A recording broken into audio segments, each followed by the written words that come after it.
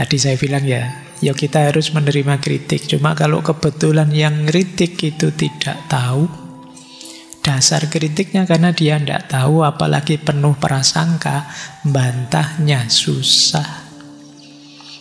Seperti Fazlur Rahman ini. Jadi yang kritik tidak ngerti, kemudian isinya vonis-vonis, liberal lah, kafir lah, munafik lah, dan lain sebagainya. Susah sudah bantah.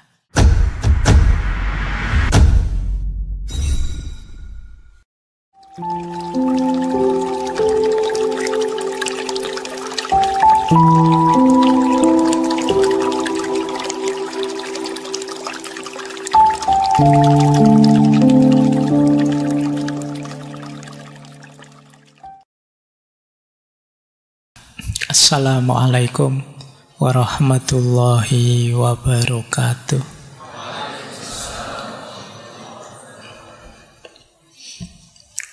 Bismillahirrahmanirrahim. Alhamdulillahi rabbil alamin. Wa bihi nasta'inu ala umuri dunya waddin.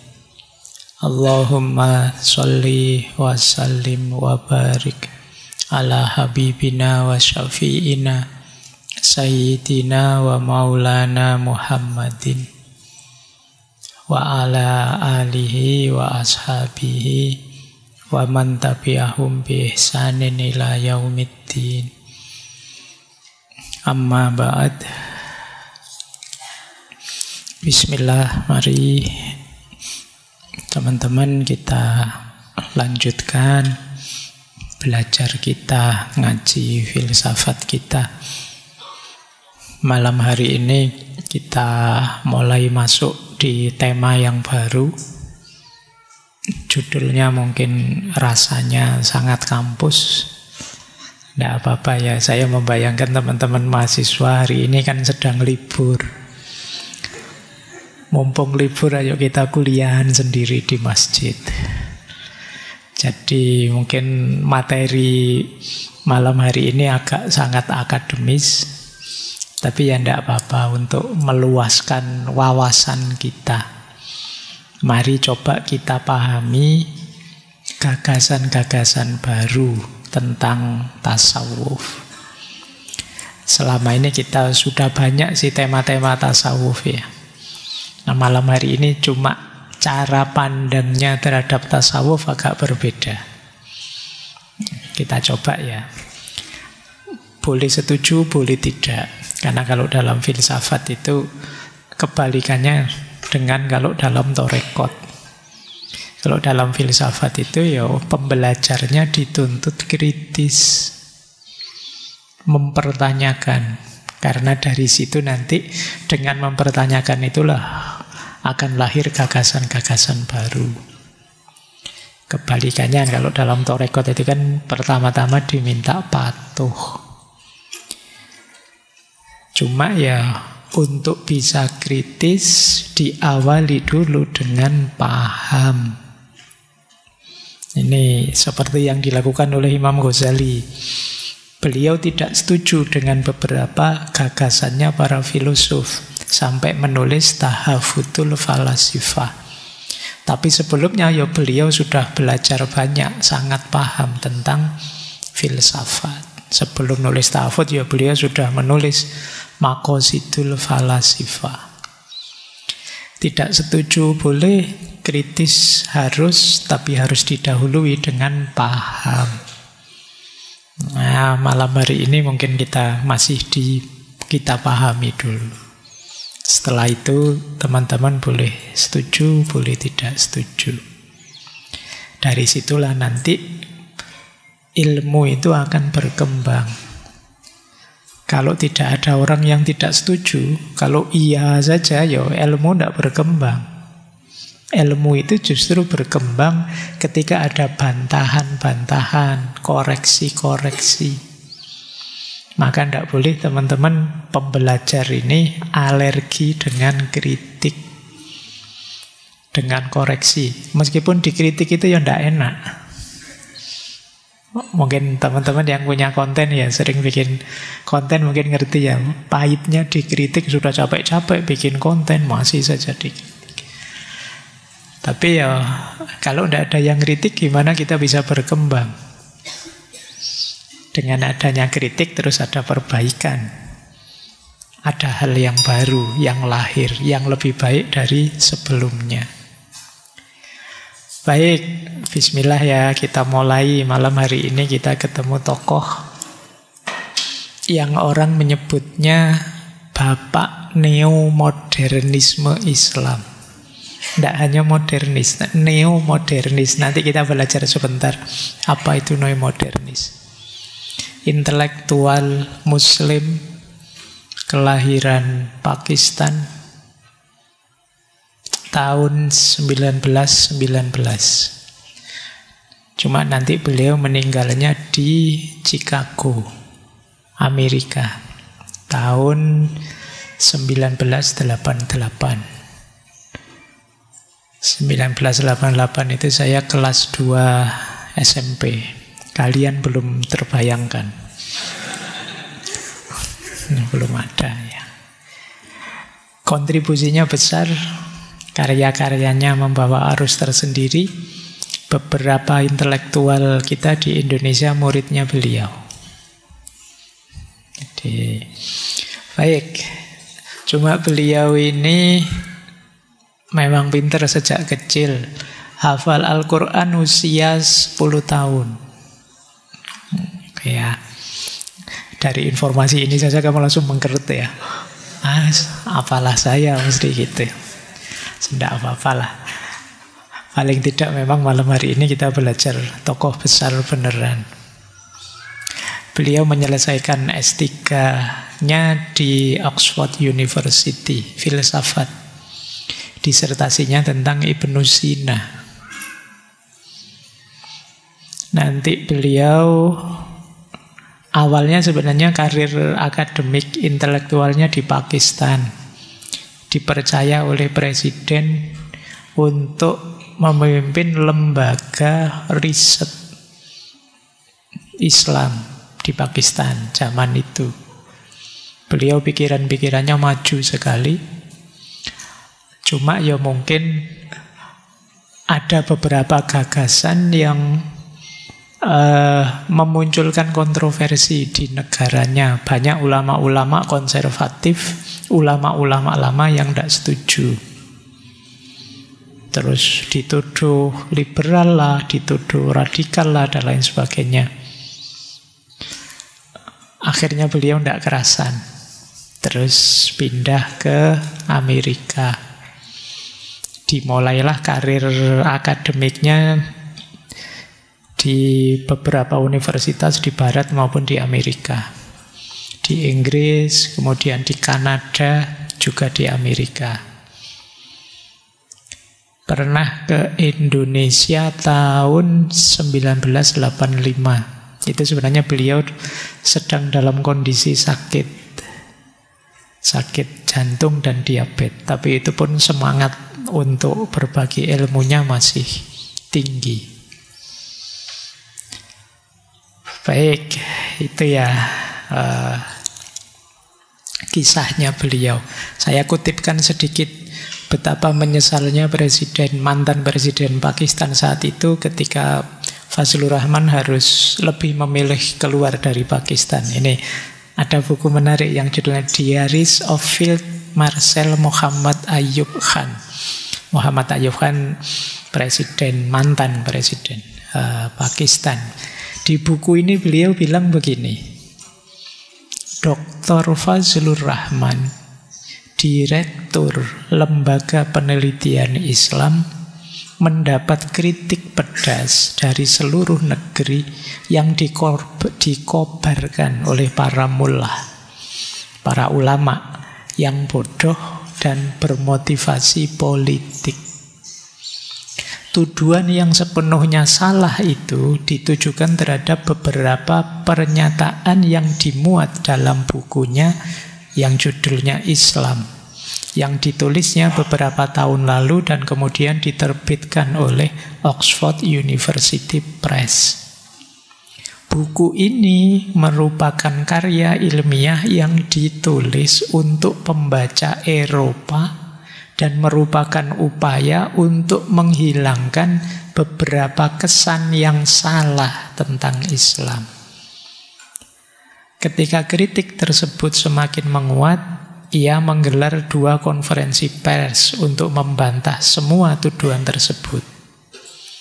Klarifikasi ini akan memuaskan setiap kritikus yang jujur. Tetapi mullah yang menganggap setiap pemikiran orisinal dan objektif tentang Islam sebagai musuh bebuyutannya tidak akan tenang. Bagaimanapun tidak mudah untuk menghadapi kritik yang didasarkan pada ketidaktahuan dan prasangka. Tadi saya bilang ya kita harus menerima kritik. Cuma kalau kebetulan yang kritik itu tidak tahu dasar kritiknya karena dia tidak tahu, apalagi penuh prasangka, bantahnya susah. Seperti Fazlur Rahman ini. Jadi yang kritik tidak ngerti, kemudian isinya vonis-vonis, liberal lah, kafir lah, munafik lah, dan lain sebagainya, susah sudah bantah. Kayak kalian dicap orang jadi anak nakal, itu kalian mau apa saja tetap dianggap bagian dari kenakalanmu. Nah itu yang terjadi dengan Fazlur Rahman di situ. Terus kata Muhammad Ayub Khan, jadi saya harus menerima pengunduran dirinya dengan sangat enggan, dengan keyakinan bahwa ia akan lebih bebas menyerang benteng kebodohan dan fanatisme dari luar lingkup pemerintahan. Sementara itu cukup jelas bahwa segala bentuk penelitian tentang Islam yang pasti mengarah pada penafsiran baru tidak memiliki peluang untuk diterima dalam masyarakat yang dikuasai oleh para ahli agama yang bodoh ini. Kata-kata beliau ya, bukan saya. Nanti kamu potong seolah-olah saya. Orang-orang ini tidak akan membiarkan Islam menjadi kendaraan kemajuan.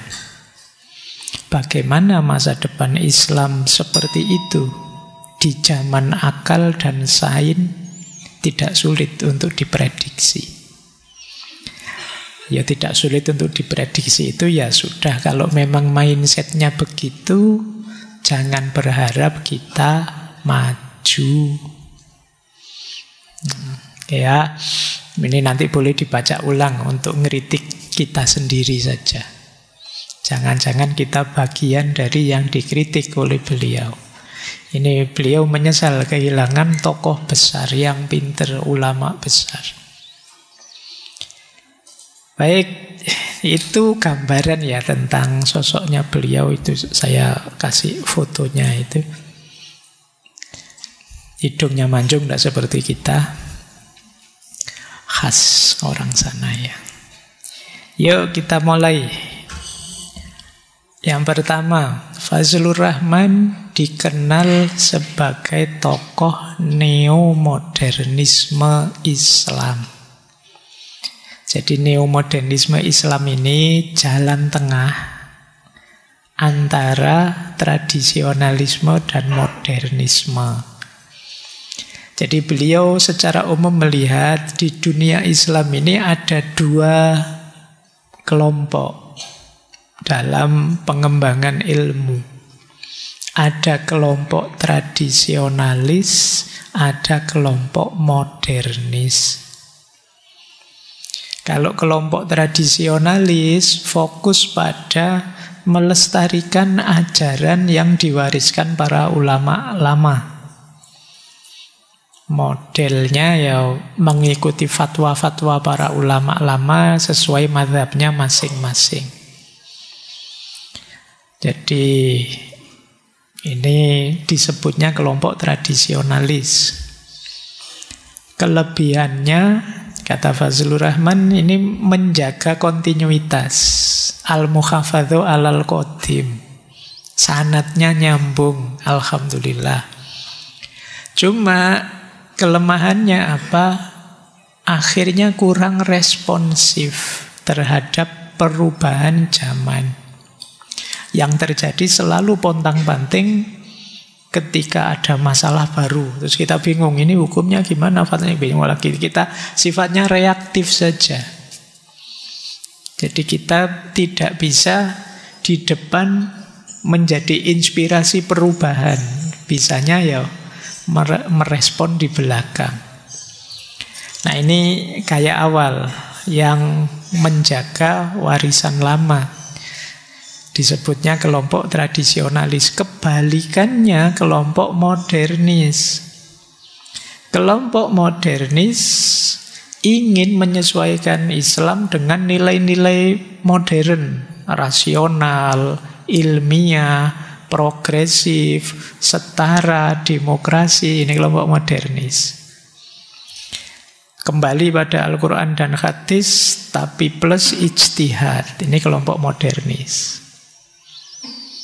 Kelebihannya kelompok modernis ini responsif. Kalau ada problem dia bisa jawab. Situasi-situasi baru bisa meresponnya. Kelemahannya sering kehilangan orientasi. Kalau bahasa kampusnya jadinya ahistoris, tidak nyambung dengan warisan lama. Kadang-kadang sampai terbaratkan sama sekali. Bau Islamnya tidak kelihatan. Nah ini kelompok modernis. Ya, tidak usah tanya ya, kita ini modernis apa tradisionalis? Sekalian tidak dua-duanya, wong tidak pernah serius. Pokoknya, nah ini secara umum ada dua ini. Mungkin yang modernis itu lebih al-akhdhu bil jadid, mengambil yang baru. Jadi ada kelompok tradisionalis, ada kelompok modernis. Dua-duanya ada kelemahannya. Nah, jalan yang diambil oleh Fazlur Rahman disebut kemudian neomodernis. Neomodernis itu menggabungkan yang modern tadi dengan semangat keilmuan, dengan semangat kemajuan, dengan semangat demokrasi, kesetaraan, dan lain sebagainya dengan tradisi Islam. Kritis terhadap Barat, tapi juga kritis juga terhadap warisan tradisional Islam. Ini dua-duanya dikritisi. Tujuannya apa? Ya memahami Al-Quran dan Sunnah yang ditafsirkan secara kontekstual sesuai dengan kondisi zaman. Ini namanya neomodernis, menggabungkan modernisme dan tradisionalisme, meskipun dua-duanya juga dikritisi. Ini kelebihannya banyak, misalnya tidak kehilangan akar, tapi juga tidak ketinggalan zaman. Tidak meniru Barat mentah-mentah, tapi juga tidak menolaknya sepenuhnya. Ada nilai-nilai yang bisa diambil. Mendorong ijtihad, tapi juga tidak lupa syariah, makosid dari ruh Islam. Ini namanya neomodernis. Meskipun ini tambahan ya dari beberapa sumber, ada juga kelemahannya, wong yo pikirannya manusia. Biasanya kelompok neomodern ini dikritik terlalu akademis, karena ini agak berat. Berposisi neomodernis itu harus ngerti tradisi, juga harus ngerti modernitas. Dan ini tidak gampang. Kalian harus jadi ulama yang double ranah. Jadi kalau sekedar ngerti wacana lama ya namanya tradisionalis, ngerti yang modern saja namanya modernis. Ini neomodernis, dua-duanya dipertimbangkan. Makanya Kadang dikritik, wah itu terlalu akademis, terlalu elit. Tidak gampang bisa sampai ke sana. Nah, itu ada yang kritik begitu. Ada juga, wah ini karena wacananya luas, kadang-kadang aplikasinya sulit. Ada juga kritik tidak punya basis sosial dan institusional. Maksudnya neomodernisme ini tidak seperti tradisional dan modern. Lembaganya jelas, pengikutnya jelas. Oh, ini kelompok tradisionalis, ini lembaga ini. Kalau lembaga itu kelompok ada. Tapi mana lembaganya neomodernis itu tidak bisa ditunjuk. Nah, itu kritiknya, tidak punya basis sosial dan institusional. Baik, ini perdebatan-perdebatan akademis yang ada di situ. Oke ya, sederhananya untuk teman-teman sekarang bisa membedakan ada tradisional yang orientasinya ke masa lalu, ada modernis yang orientasinya ke masa kini. Kalau menurut neomodernis, ya Islam itu harus utuh, tidak terputus dari warisan masa lalu, tapi juga tidak buta terhadap problem masa kini. Dua-duanya harus hidup. Nah, ini diucapkan gampang, dijalankan tidak segampang itu, tapi harus dihidupkan yang semacam ini, karena tidak mungkin kita hanya hidup dengan warisan masa lalu. Wong fenomena baru, dunia ini dinamis, berubah terus. Tidak mungkin juga kita hanya seperti melihat masa kini saja, melupakan warisan masa lalu, karena kita punya identitas, punya nilai yang harus dipertahankan. Nah, ini tugas berat kalian hari ini, apalagi sekarang tidak hanya dari sisi waktu, dari sisi ruang kita juga tambah luas. Kemarin kalian kalau dibilang ruang mungkin menghitung luasnya bumi. Tapi ruang hari ini tidak hanya ruang fisik, ada ruang digital. Oh, itu lebih rumit lagi, lebih luas lagi, yang mungkin luasnya jauh lebih luas. Kita pengen seluas apapun bisa kalau ruang digital itu. Nah, ini tantangan-tantangan kalian. Oke ya, mulai kalian harus lebih serius lagi. Biar tidak hanya Instagraman, TikTokan, dan lain sebagainya. Ternyata ada PR-PR besar dalam peradaban ini. Baik. Nah, ada beberapa catatan nanti yang ditawarkan oleh Fazlur Rahman. Fazlur Rahman punya cara berpikirnya sendiri. Ini nanti yang disebut neomodernis tadi. Ada beberapa prinsip berpikir beliau. Yang pertama, kembali kepada Al-Quran dan hadis. Ini prinsip besar. Tapi secara historis dan etis, tidak secara harafiah. Jadi kembali pada Al-Quran dan hadis itu bukan berarti kok terus baca Quran saja terjemahannya ini ya itu yang dijalankan, tidak bisa. Kita memahami maknanya Al-Quran itu tidak sesimpel kalau kita baca komik atau baca novel. Cara kita menggali makna dari sana itu ya harus ada metodenya yang khusus. Bahkan hanya terjemahan itu kalau tidak hati-hati, teman-teman bisa salah paham.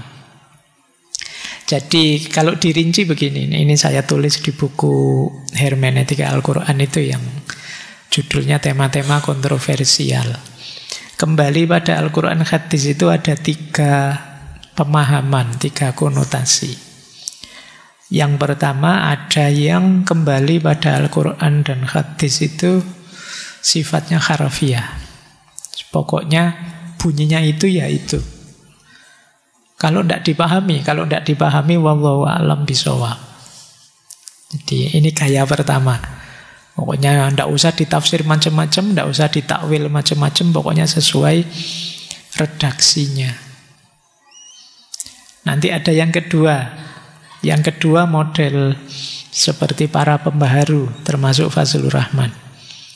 Kembali pada Al-Quran dan hadis, Al-Quran dan sunnah, dalam arti membebaskan diri dari ikatan mazhab, ikatan aliran dan lain sebagainya, tapi plus ijtihad. Kalau dalam Al-Quran dan hadis tidak ada, siap berijtihad, mendayagunakan akal budinya. Ini gaya kedua. Yang ini tidak ada kalau di yang pertama. Pokoknya kalau di yang pertama, pokoknya diikuti saja apa adanya. Kalau tidak ada ya sudah. Kalau di yang kedua, ijtihad dengan perangkatnya sendiri. Ada lagi yang ketiga. Kalau di yang ketiga kembali pada Al-Quran dan hadis dengan cara mengikuti yang ahlinya. Kenapa begitu? Saya mau sih kembali pada Quran hadis, cuma saya ini tidak mampu memahami langsung, menggali langsung. Jadi yang saya lakukan apa? Ikut ahlinya. Di dua yang pertama, ini syaratnya kalian harus pinter. Cuma kalau kalian merasa tidak bisa, Pak, saya membaca Al-Quran tidak ngerti maknanya, ya sudah, ikut saja orang yang ahli, para ulama yang ngerti. Ini nanti melahirkan klaster ketiga. Jadi iya sih kembali pada Al-Quran dan hadis juga. Cuma saya kalau baca langsung tidak mampu, maka saya ikut para ulama yang saya anggap mampu.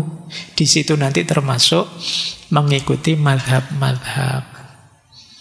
Karena kita asumsikan para ulama dalam mazhab itu juga orang-orang yang mumpuni keilmuan keislamannya.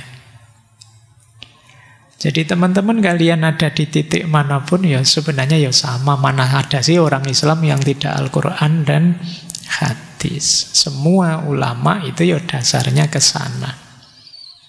Cuma ada yang pinter dan mampu menggali sendiri, ada yang tidak mampu. Saya kalau menggali sendiri maka saya ikut saja. Dan itu realistis, manusiawi. Tidak semua orang kapasitasnya sama. Oke ya, jadi ini gambaran saja. Kalian paham atau tidak ya? Monggo. Yang penting aku menyampaikan. Saya lanjut ke sini. Jadi maksudnya apa sih? Fazlur Rahman bilang kembali pada Al-Quran dan hadis, tapi secara historis dan etis. Secara historis berarti apa? Ya kalau kita membaca ayat misalnya, kita harus paham konteks sejarahnya, latar belakangnya. Jadi itu yang disebut historis. Tradisinya begini zaman itu, makanya ayat itu turun dengan redaksi seperti ini. Apa sih latar belakangnya ayat? Apa asbabun nuzulnya? Apa situasi yang melatar belakanginya? Ini harus dipahami. Karena ayat itu turun zaman Nabi, ada konteksnya. Ada latar belakang sejarahnya. Nanti ada ayat yang turun waktu perang, ada ayat yang turun waktu damai, ada ayat yang turun ngomentari sahabat tertentu. Ini latar belakangnya. Kalau ayat yang turun waktu perang terus tiba-tiba kita pakai dalam kondisi damai, bisa kacau. Ya kan? Banyak itu kan kadang-kadang kita tidak ada apa-apa tiba-tiba pakai ayat perang. Dimanapun kamu ketemu mereka maka bunuhlah. Ini ayat turunnya waktu perang. Kalau kita tidak paham sejarah ya sulit, termasuk paham budaya, kultur, geografis Arab. Al-Quran turun di sana, maka ilustrasi-ilustrasi, diksi-diksi sesuai dengan kondisi Arab saat itu. Makanya Al-Quran mencontohkan buah, buah itu buah tin, buah zaitun, buah kurma dan lain sebagainya yang ada di sana. Jangan nyari buah duren, buah rambutan, buah tidak ada dalam Al-Quran. Kenapa? Kondisi Arab yang jadi latar belakang sejarahnya. Oke, maka ayo memahami Al-Quran dengan tidak buta sejarah. Biar bisa nyambung. Kadang-kadang ada orang komentar, wah hukum dalam Al-Quran itu kok rasanya kejam sekali ya Pak, berat. Lu kamu membacanya dengan situasi sejarah hari ini. Zaman itu tidak hanya di Arab, Tidak hanya di sana, nomenklatur hukumnya ya seperti itu. Ada di pancung, ada di zaman itu begitu memang. Maka kita membaca ya plus sejarahnya. Kan ada yang biasanya dikritik itu poligami misalnya.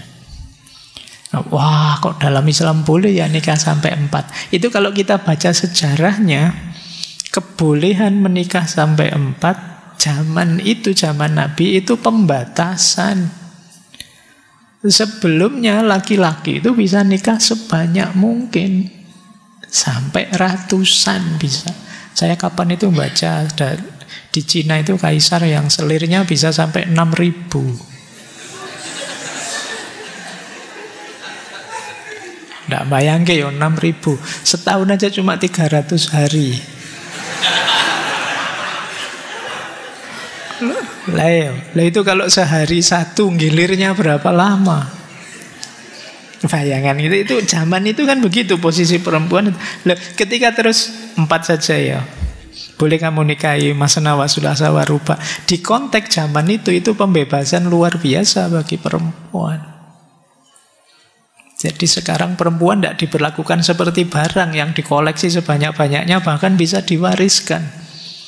Sekarang dibatasi sampai 4. Jadi zaman itu kalau kita membaca historisnya, ini pembatasan. Nah, kalau sekarang kan orang nikah lagi bukan pembatasan kan, tapi penambahan. Loh, ada mode yang berbeda berarti. Nah, kita ngerti begini dari mana? Historis, dari sejarah. Di situ pentingnya kita memahami sejarah. Yang kedua, etik. Jadi etika. Jadi setelah kita tahu konteks sejarahnya, ayo ditangkap nilai moralnya. Nilai moral itu ya prinsip etiknya. Apa sih kebaikan yang harus kita hidupkan di balik perintah ini? Itu nilai moral. Misalnya hukuman bagi pencuri, itu kan di balik itu ada nilai moral. Setiap orang harus menghargai hak miliknya orang lain. Ini yang harus kita tangkap. Gitu loh. Ada nilai moral. Zakat misalnya, di balik itu ada nilai moral solidaritas sosial. Tidak sekedar jumlahnya, kalau jumlahnya oke syariatnya, tapi di balik itu ada nilai moral. Kita temukan ini. Inilah yang diinginkan oleh agama, kata Fazlur Rahman. Agama ingin kita itu menghargai hak miliknya orang lain, maka pencuri harus dihukum. Agama ingin kita punya solidaritas sosial yang kuat, saling membantu sesama kita. Ini yang harus dihidupkan. Antara lain melalui perintah zakat. Nah, menemukan sisi etis ini tidak bisa kalau hanya formalitas kan. Banyak orang zakat hanya dapat keluar sebagian hartanya saja. Banyak orang puasa hanya dapat lapar hausnya saja, tidak dapat nilai moralnya, misalnya kemampuan mengendalikan diri. Ya ketika tidak ada nilai moral ini, justru pesan pokoknya agama tidak tertangkap. Disitulah pentingnya, ayo kembali pada Al-Quran dan hadis, tapi secara historis dan etis. Paham latar belakang sejarah, paham nilai moral. Kalau sudah paham nilai moral, kita bawa nilai moral itu ke zaman modern.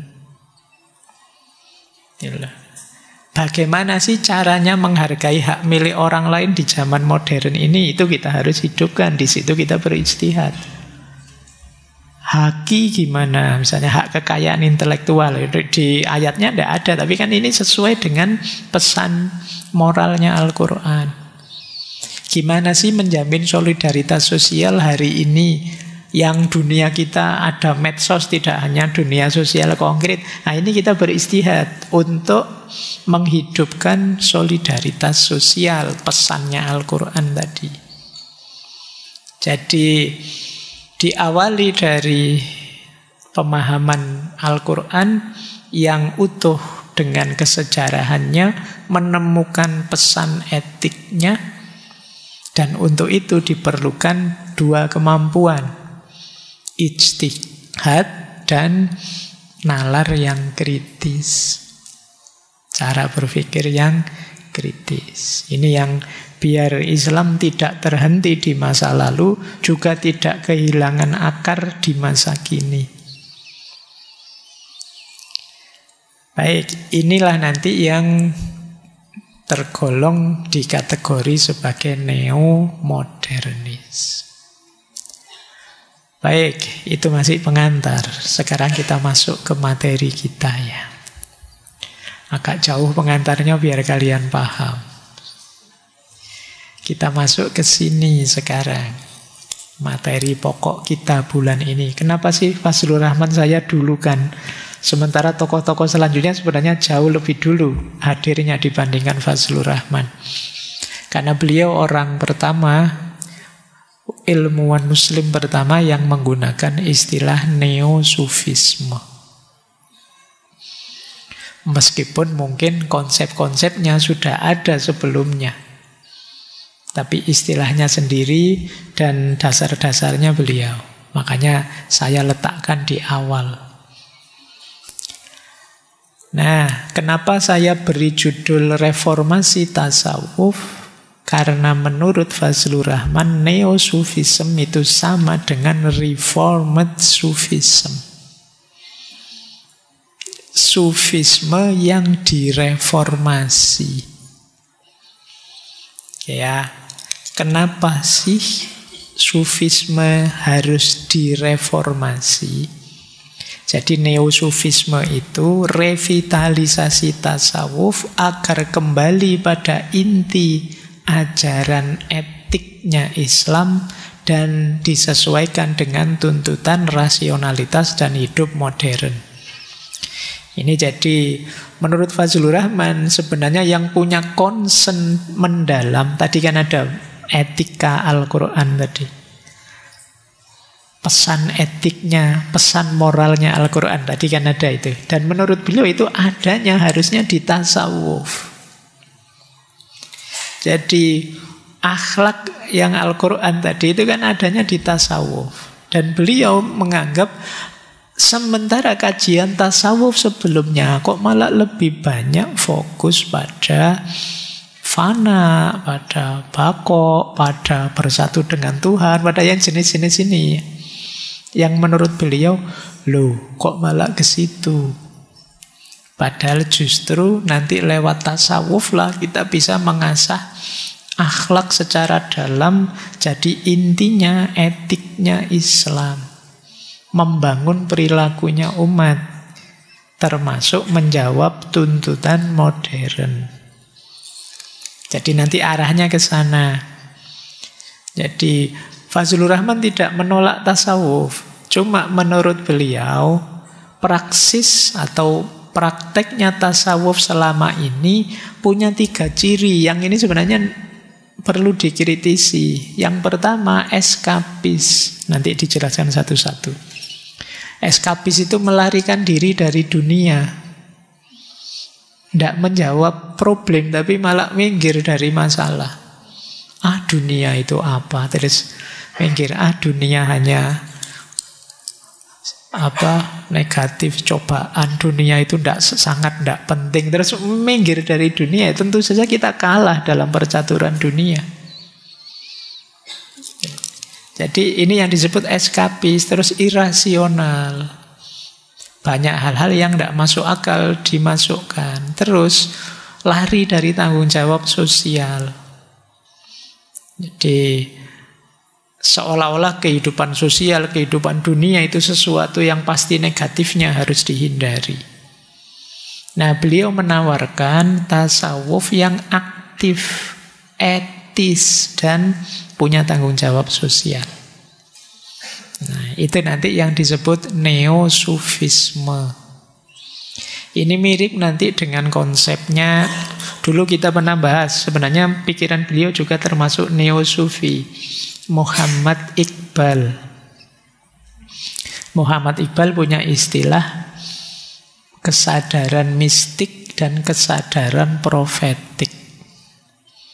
Kesadaran mistik itu seperti para mistikus, para sufi tertentu, yang fokus mendekat pada Tuhan, yang pada puncaknya bersatu dengan Tuhan dan selesai di situ. Jadi kalau sudah sangat dekat dengan Tuhan, apalagi bersatu dalam tanda petik dengan Tuhan, itulah puncak capaian. Di situ kasyaf, di situ hulul, di situ wahdatul wujud, di situ. Terus selesai di situ. Ini namanya kesadaran mistik. Kata Muhammad Iqbal, kurang lengkap. Bukan berarti salah. Kesadaran ini meninggalkan satu hal yang lebih penting. Itu tadi kalau istilahnya Fazlur Rahman, tanggung jawab sosial.